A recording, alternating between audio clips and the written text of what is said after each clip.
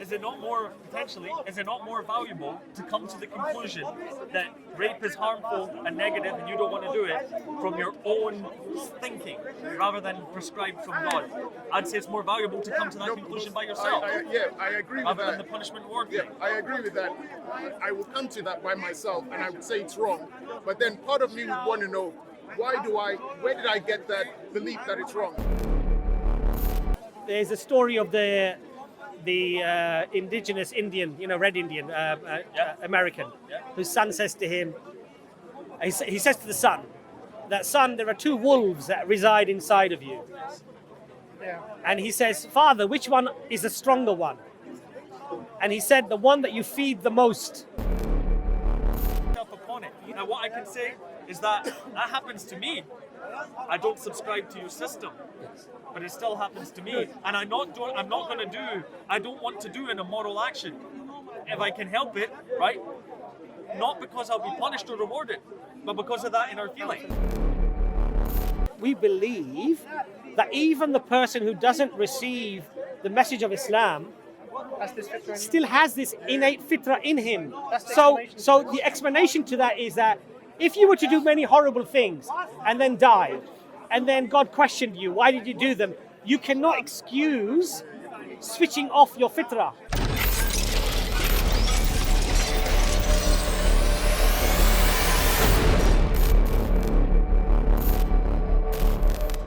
Has been given to us.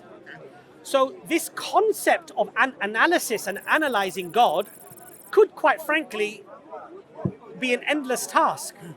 So even if, for example, your notion of why did God not just send this down, if it was answered, let's say, categorically, this is why we didn't do this, you would find something else. That's scary. And if that was answered, you would find something else. I wouldn't want to be that kind of person. And what Allah says in the Quran, in chapter 18, Surah Kahf, it's verse, I think, 50, that, if I can get it up, actually, it'd probably be better. Surah Kahf, chapter 50, that mankind, basically, they falsify God's signs by using falsehood. So using confusion, conjecture. I hope you're not meaning my question. No, not at all, brother. Okay. Honestly, I'm not trying to say that. But generally, what I'm trying to say to you is that even often when questions are answered quite explicitly, people find some other reason.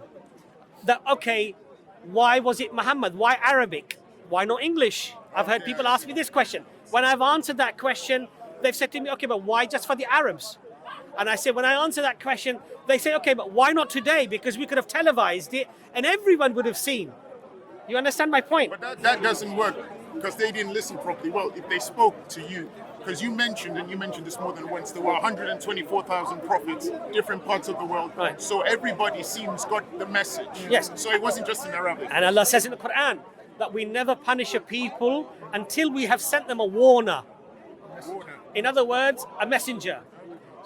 So when he sends them a messenger and he gives them that this is what Allah wants you to do, and they come with signs and miracles to convince the people that I am indeed from God, and then if while accepting that message they transgress and they go against what Allah has told them to do, then for them can be punishment. Allah can ordain punishment for them. So there's a number of questions. Let's go with a different one. I had a question I wanted to ask at the beginning, which is more general. It's not religiously based, although your answer will probably come from religion. In my analysis of human action and things happening in the world and things happening in human history, it seems to me that negative action, that destructive action, that potentially evil, potentially malevolent, seems to be the easiest choice of man. And I'm puzzled. That's something I'm struggling with understanding. You know what I mean? I'm saying an example. I'll try. I'll just read a bit more. Is that to do the negative, to do the hateful, to do the vengeance, the anger, the destruction, the like sadism kind of idea is so common, so prevalent, and seems to be the first course of action somehow. I wonder why. Why is it so difficult to do the good, to do the selfless, to do the benevolent action that's self-sacrificial? Why does it doesn't seem to be a balanced dichotomy? It seems to be like that. Like the noble action is so hard and the difficult action is so easy. And that's something I'm thinking about, because like I said, I've had other informations about the nature of reality, and it's still difficult. I would humbly disagree with you. Okay. Let's take. There's a lot of trauma happening in the world today. Let's have a look at that trauma. So we've got wars happening in most of the Middle East. We have wars happening in parts of Africa. If you look at what's happening in China, wars everywhere. These are prominent pieces of information that we're bombarded with all the time. So what happens to us is it skews our perception of the reality. And the reality is there's about 8 billion people on the planet. And if you look at the proportion of people involved in the harm, killing, murdering, the wars, as a proportion... I can be more specific. No, please. Because your answer is fine, Sure. but I have a more specific, nuanced... It's more psychological, right? It's like this. When I say this negative action, I mean the urge, the desire, when you're in the tube and you see somebody that needs a seat and you don't give them a seat because you're like, that. Can I Why answer, is can that I the answer that? easiest thing? You understand me? That's just Yes. a sort of a stupid example, but that's what I mean. I mean, it's that undercurrent of tension within man that seems to me that pulls more negative. It doesn't mean murder and destruction, but it means the kind of willingness to do it. I'm a Christian. If you allow me, Look, the thing is this, yeah. There's a story of the indigenous Indian, Red Indian, American, whose son says to him, he says to the son, that son, there are two wolves that reside inside of you. Yeah. And he says, Father, which one is the stronger one? And he said, the one that you feed the most. Right? Do you know the second part? No, hold on a second. But within Islam, we have this concept that when the matter is settled after the Day of Judgment, that Satan will be brought in front of the people. And Satan will say to the people, I only called you. I did not make you do what you did. And you responded. I didn't make you do these things. I simply attracted you, allured you. I called you to do these bad things, and you responded. I made you a promise, and Allah made you a promise. And my promise was deception and lies, whilst the promise of Allah was the truth.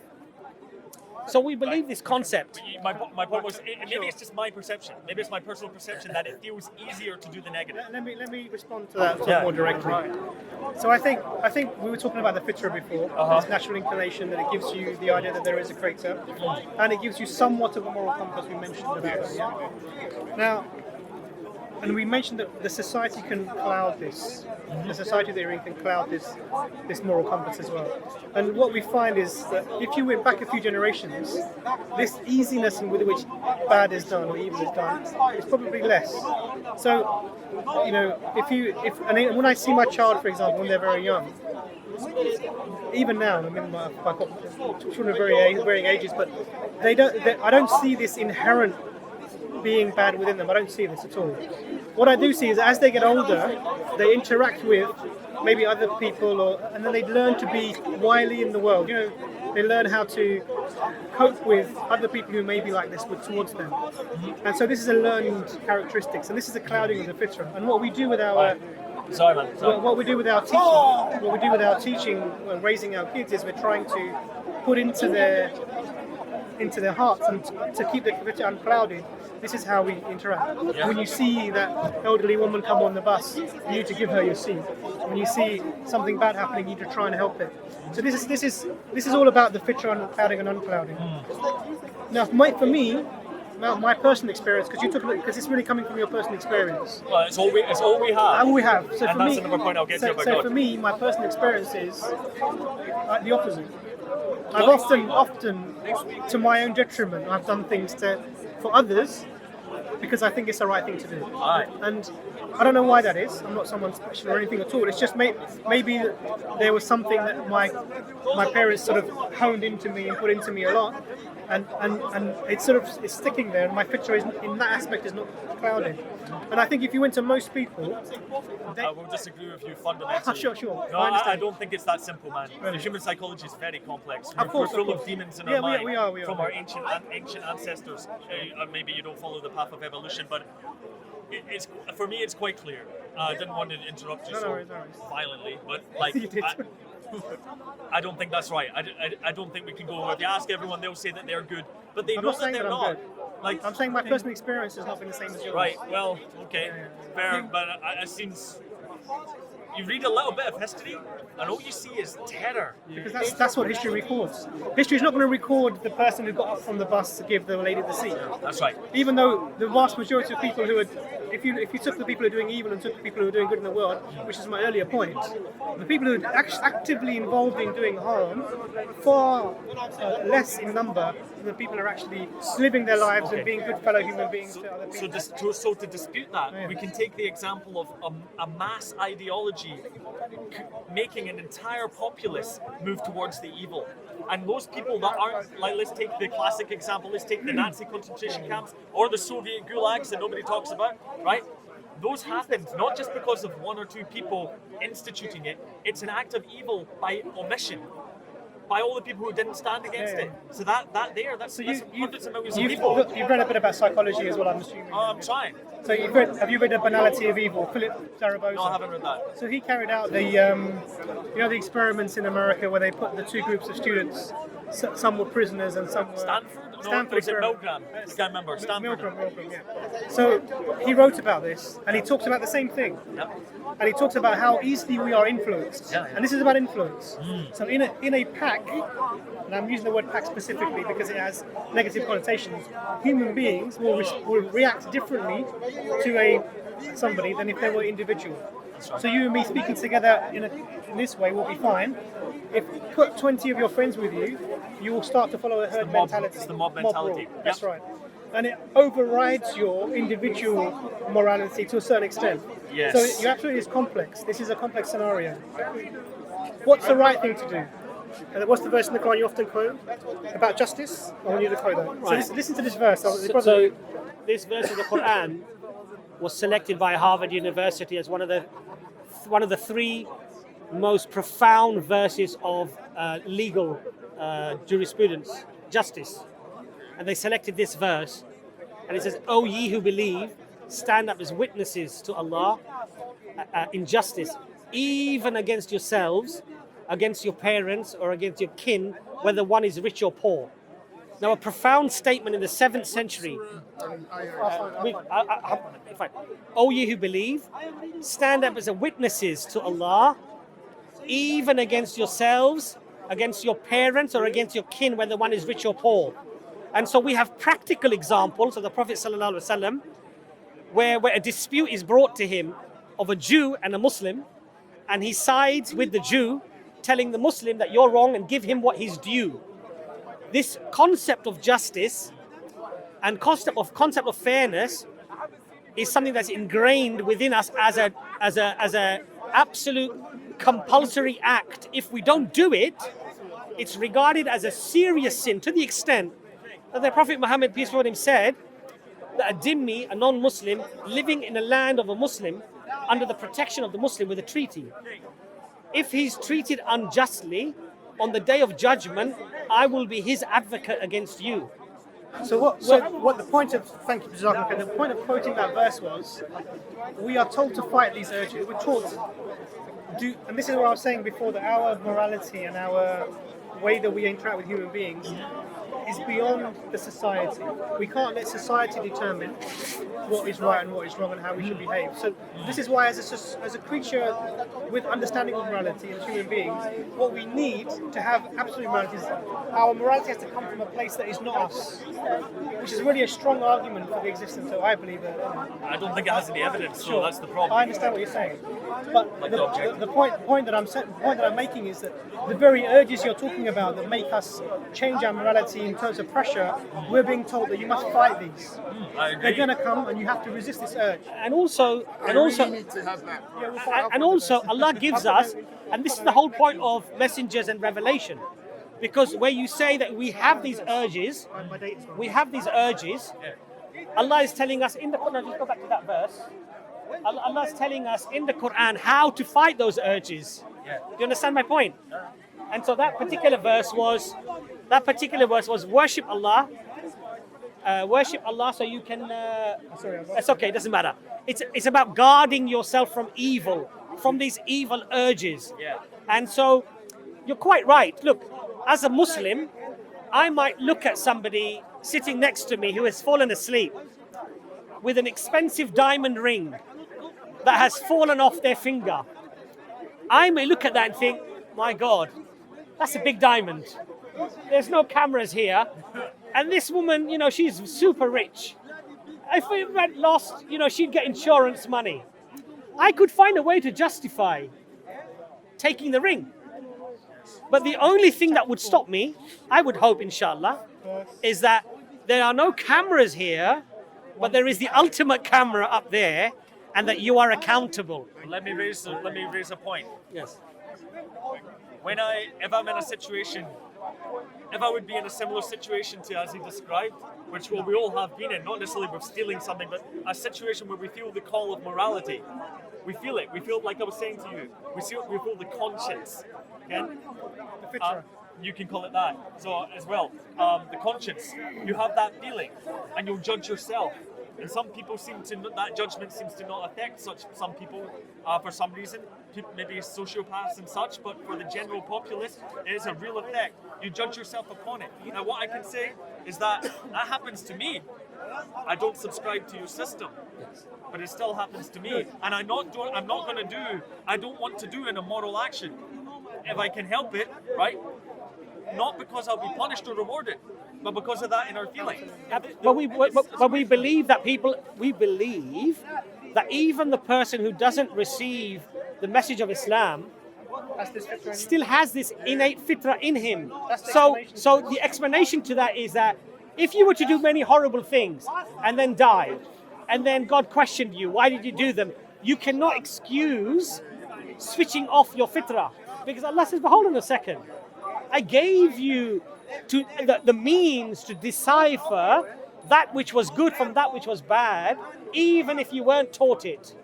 That's my point. Because that's my In America, Because I'm thinking, I've spoken to in Muslims America, now, so I know about the Fitrah. right. And I've spoken In to a- Christians, so I don't have it's any very excuse. interesting. In America, they had a blackout Yeah. in New York. I think they wrote many articles and books about this blackout, 70s. right?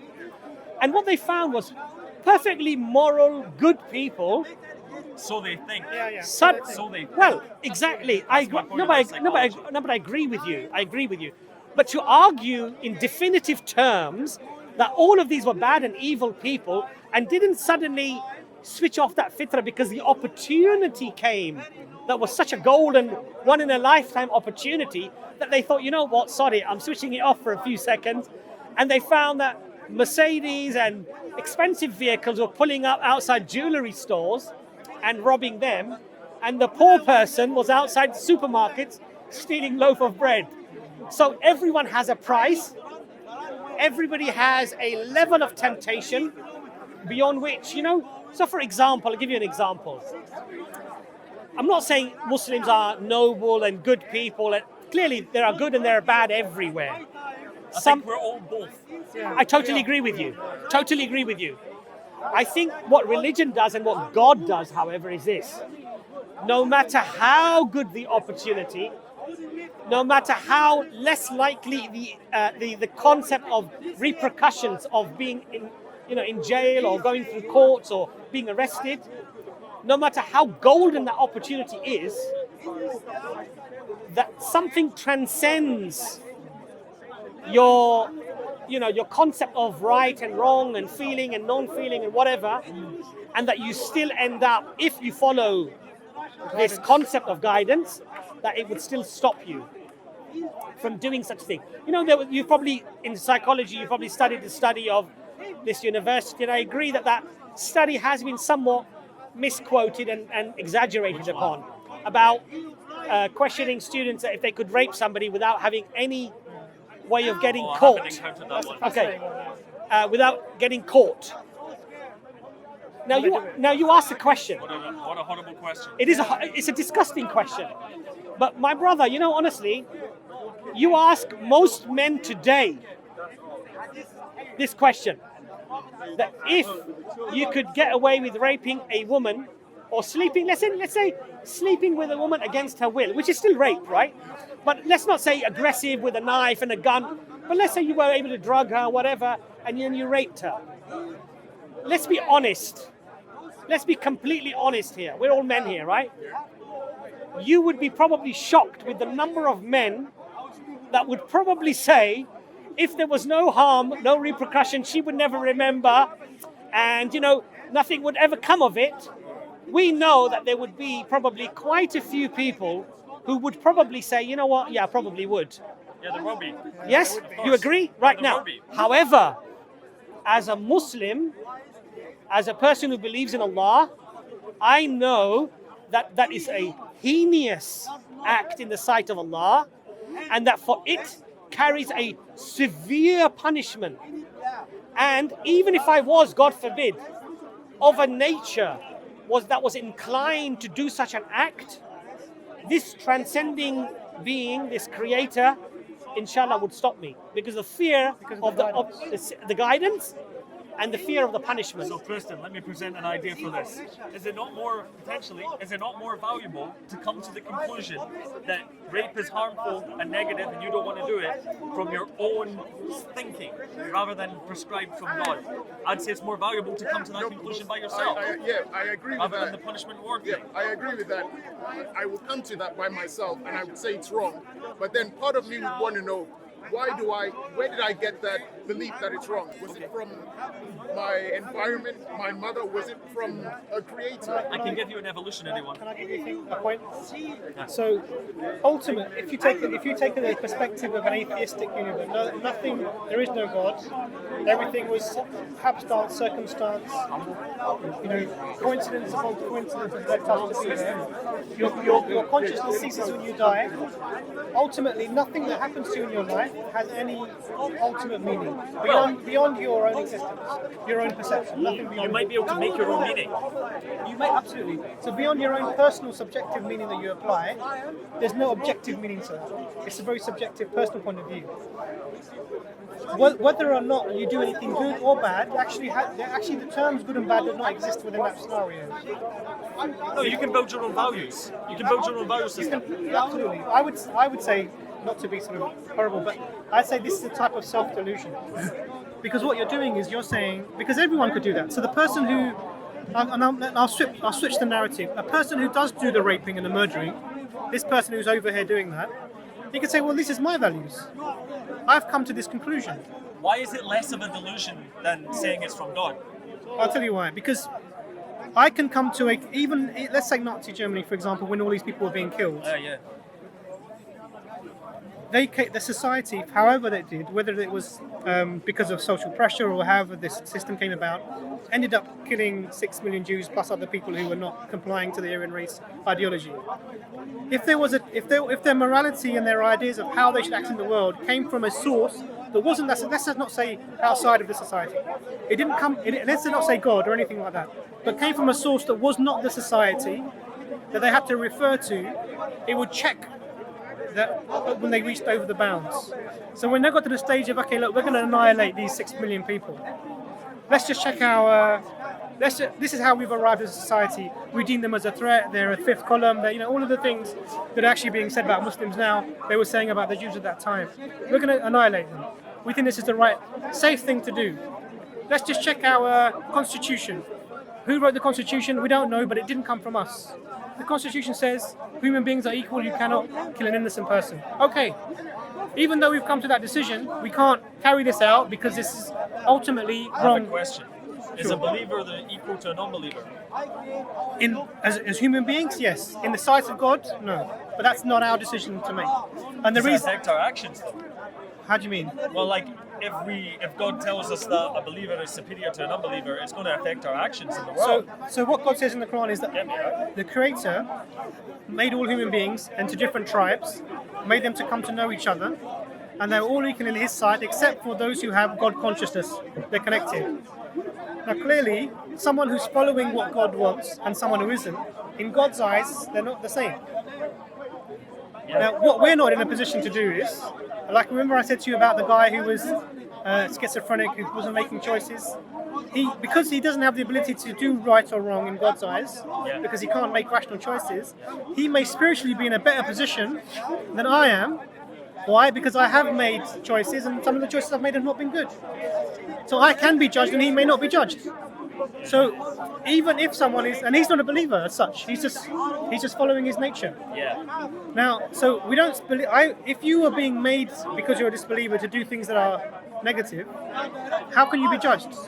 So there's no compulsion in your actions. Your will has to be free, and your ability to do your actions has to be free. They both go hand in hand. And I think, Does that make sense? I think we have to be honest here as well. You know, even from a human concept, if you have 4 sons, and one is very loving and obedient, grateful and caring, and one of them or 2 of them or the other 3 are disrespectful, they're not grateful, they're not thankful, would you say in your sight, in your eyes, that they would be equal? I do have an answer to that. Right. I would hope that God's attributes are not similar to man's. No, but Because we judge it, we're like, I like this son more, I don't like them because they're not nice to me. I hope that God doesn't think anything like me.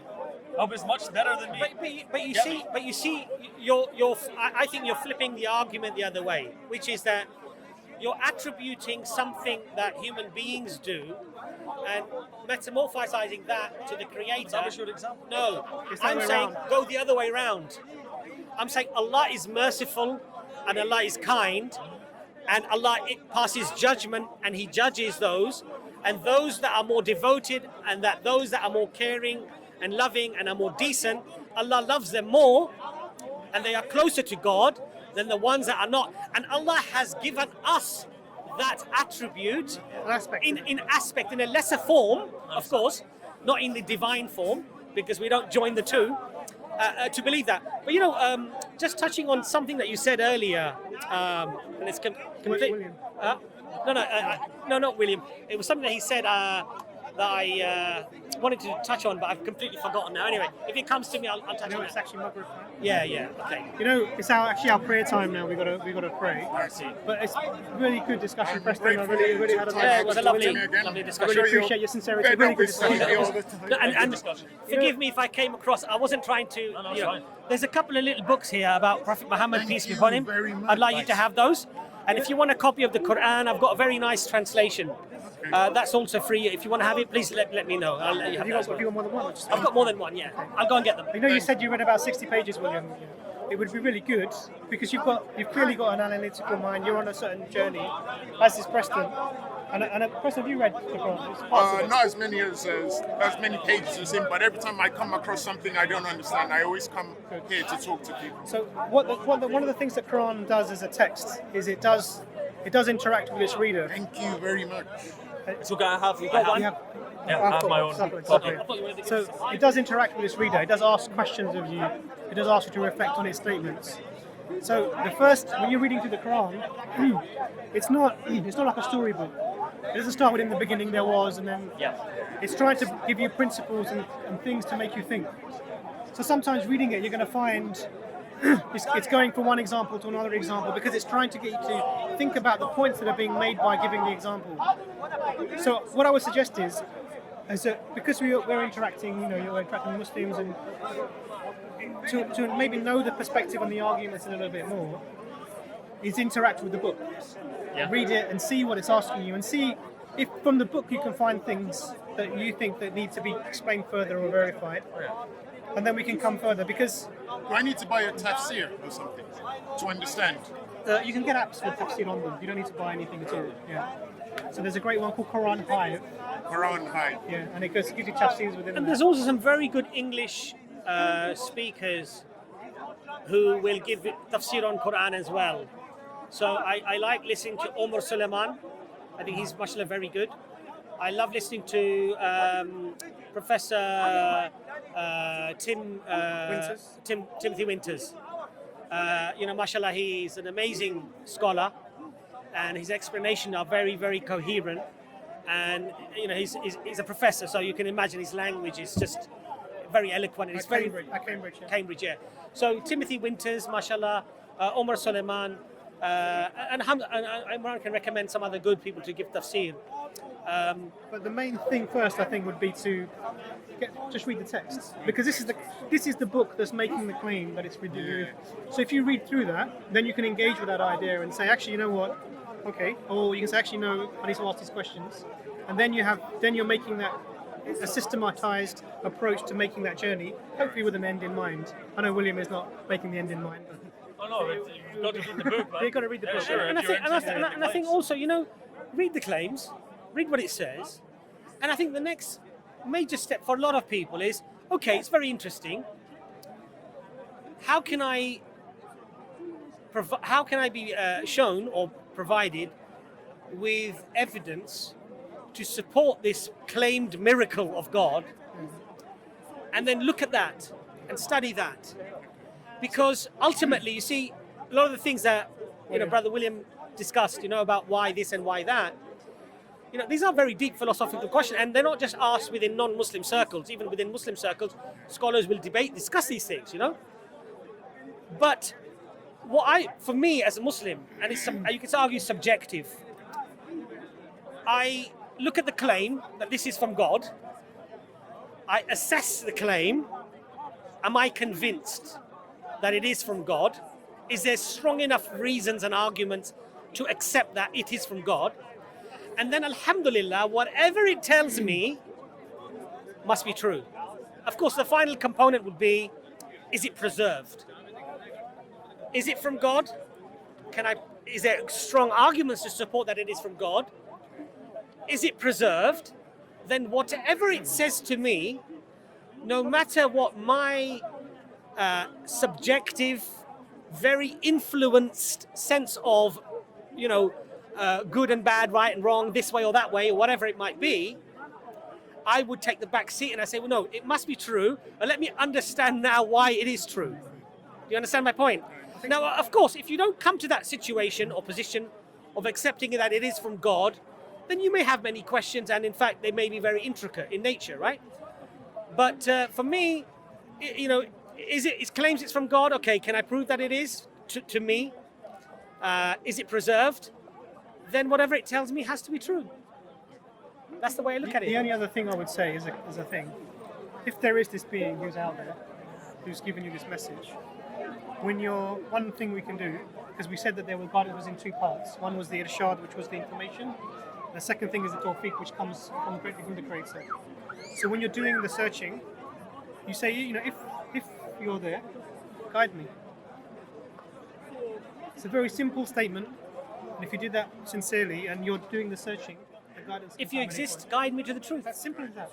If you're there, guide me. And Because it's a logical concept, actually. Absolutely. Because you're saying if, number one, you're not saying, you do exist. Okay, God, if you exist, then please searching. guide me to the truth. I'm searching, I'm looking for you. Guide me to the truth.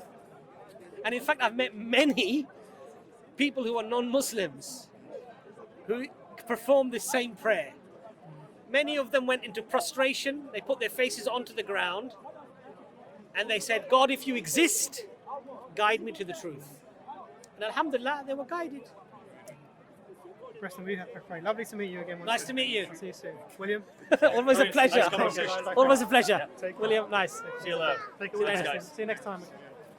You start. You want to talk? No, you start. So, brothers and sisters, that was a really interesting discussion that Abbas and I had with Brother Paul and Brother Preston.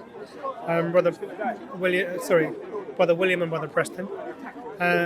So William comes from a spiritualist background but doesn't really believe in organised religion, and Brother Preston is searching for the truth. He's looking at sort of different religions at the moment. And asked some very, very interesting questions. So we started off talking about the Fitrah, and we explained sort of where the Fitrah comes from and what it means, and how the society and the world around you can cloud your Fitrah, so it takes you away from the innate understanding that the Creator exists. And then we spoke about lots of other things, we specifically dealing with the idea that the morality, that our morality comes from a transcendent source, and how this affects our day-to-day actions. And we spoke about the evidences for establishing for yourself how you arrive at the decision that there is a creator and that there is a text that he has revealed that we should be adhering to. It was a very sincere discussion, and a lot of valid points were raised.